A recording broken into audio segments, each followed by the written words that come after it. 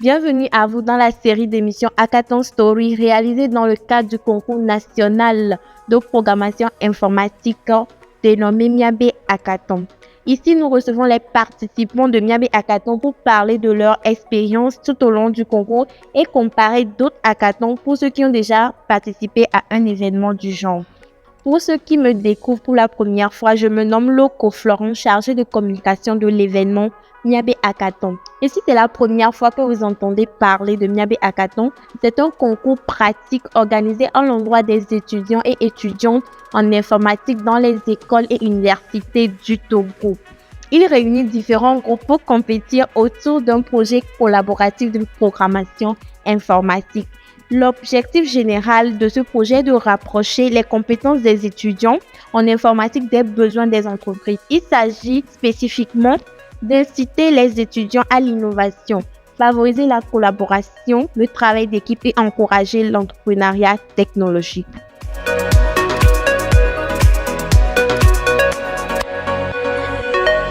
Bienvenue dans le premier épisode de Hackathon Story. Pour cet épisode, nous recevons M. Paco Anilonda, chef du groupe 19 participants de l'événement Miabe Hackathon. Alors, bonsoir M. Paco. Bonsoir. Comment allez-vous? Je vais très bien. Ça va, merci. Bon, pour la première question, c'est comment avez-vous entendu parler de l'événement Miabe Hackathon et qu'est-ce qui vous a poussé à y participer? Dans un premier temps, j'ai été contacté par un camarade, un ami, parce qu'au départ, il fallait créer des groupes soi-même. Et donc, il m'avait appelé dans le but de créer un groupe avec moi pour participer au hackathon. Donc, c'est comme ça que j'ai connu le Miabe Hackathon. J'ai été informé de l'organisation du hackathon. Et la deuxième question, c'était quoi déjà?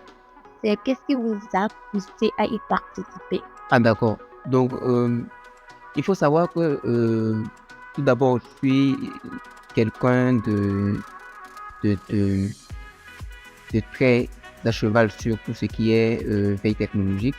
Et je pense que c'est ce genre d'événements, comme le Miabe Hackathon, des hackathons qui réunissent plusieurs jeunes, sont des événements qui sont réputés pour leur côté veille technologique, qui permet à tout jeune de pouvoir voir ce qui est à jour. Voilà, entrer en contact avec de nouveaux jeunes, apprendre de nouvelles choses, apprendre de nouvelles technologies pour pouvoir répondre à tout ce qui est demandé. Je pense que c'est pour ça que j'ai choisi de participer au Miabe Hackathon. Ok. Alors, comment décrirez-vous votre expérience pendant ce concours?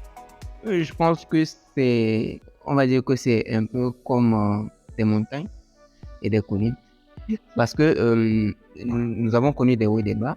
Dans un premier temps, pour la présélection, la première présélection, nous avons travaillé dans des difficultés parce qu'il y avait beaucoup de personnes, plusieurs personnes dans l'équipe qui n'étaient pas disponibles forcément. Les emplois du temps ne coordonnaient pas. Et jusqu'à la finale, nous avons eu beaucoup de difficultés en ce qui concerne le planning, mais nous avons beaucoup appris sur ce qui concerne le travail en équipe et la gestion de temps. Voilà. Nous avons essayé de voir comment coordonner nos plannings pour pouvoir avoir des entrevues de temps en temps en ligne et peut-être en présentiel. Alors, quelles compétences techniques avez-vous développées ou renforcées grâce à ce concours? Grâce au Miabe Hackathon, j'ai beaucoup appris en ce qui concerne le développement mobile. Jusqu'à la base, moi, je suis développeur web, je fais du Laravel, je suis développeur back-end. Donc, le Miabe Hackathon m'a poussé à apprendre du Flutter.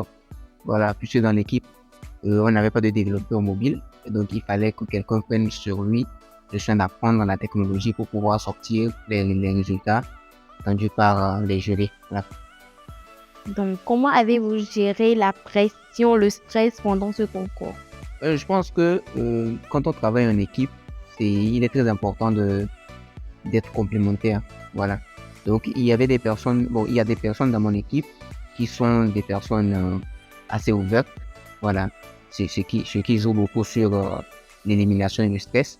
Voilà. Des personnes qui rigolent tout le temps, qui ont cette facilité de de changer d'état d'esprit de temps en temps pour s'amuser et ensuite retourner au travail, pivoter de temps en temps dans ces états de temps en temps lorsqu'on travaille.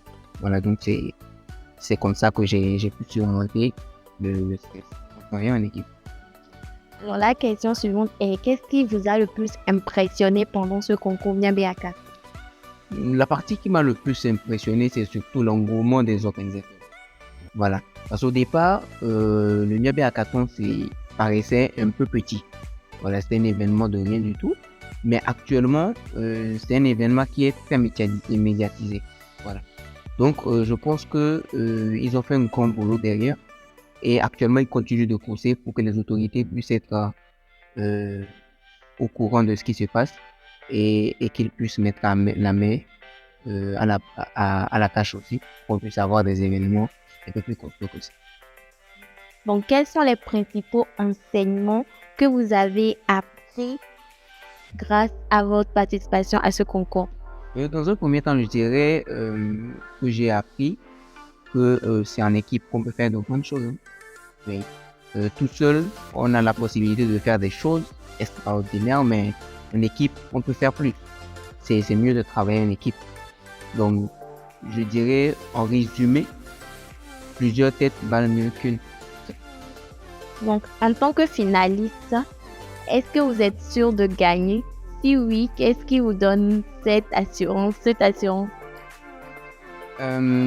Si je suis sûr de gagner, je dirais non. Mais je pense qu'on est sur une bonne voie quand même. Oui. Je pense qu'on est sur une bonne voie et que les autres participants s'attendent à du lourd.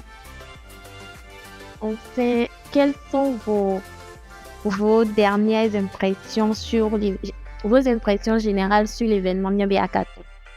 Je dirais que l'événement, mon impression sur l'événement Miabe Hackathon, c'est que c'est du wow.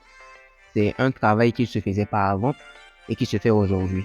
Et donc, je pense qu'on devrait continuer et avoir une deuxième édition de futur emploi afin de pouvoir faire mieux. En tout cas, moi, je serai là pour la deuxième édition. Okay, d'accord. Alors, je peux avoir votre dernier mot, le mot de la fin? Pour le mot de la fin, je dirais à nos concurrents, tenez-vous prêts. Il y a du lourd qui arrive. Alors, c'était Monsieur Paco Agnilonda, participant de l'événement Miabe Hackathon. Merci. Nous arrivons à la fin de cet épisode de Hackathon Story. Nous espérons vous retrouver très bientôt pour un nouvel épisode de Hackathon Story. Ciao, merci.